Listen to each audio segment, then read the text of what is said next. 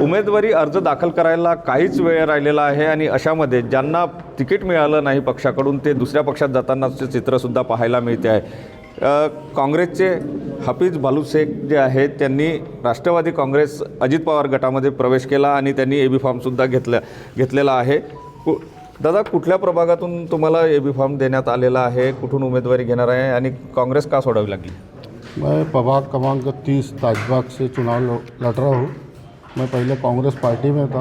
पिछले कई 8-9 वर्षों से मैं निरंतर कांग्रेस पार्टी का झंडा लेके ताजबाग परिसर में काम कर रहा था।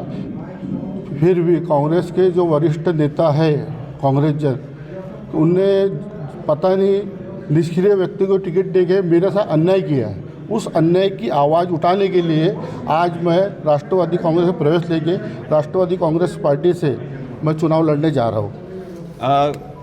काय नेमकी प्राथमिकता असणार आहे तुमची तुमच्या प्रभागात लढत असताना? मेरे प्रभाग का विकास, जो मेरा ताजबाग परिसर जो प्रभाग 30 है वहाँ का जो विकास नहीं हुआ, उसका विकास को लेके मैं प्रयत्न करूँगा और आने वाले समय में मैं राष्ट्रवादी कांग्रेस पार्टी से चुन के भी आऊँगा और वहाँ का कायापलट कैसा होगा उसके लिए पूरा प्रयास करूँगा।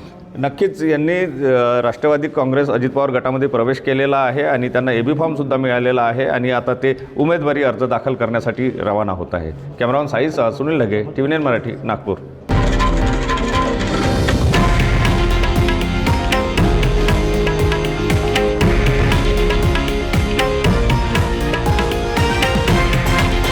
हे आहे देशातील नंबर 1 न्यूज नेटवर्क आणि आपण पाहत आहात TV9 मराठी, एकमेव।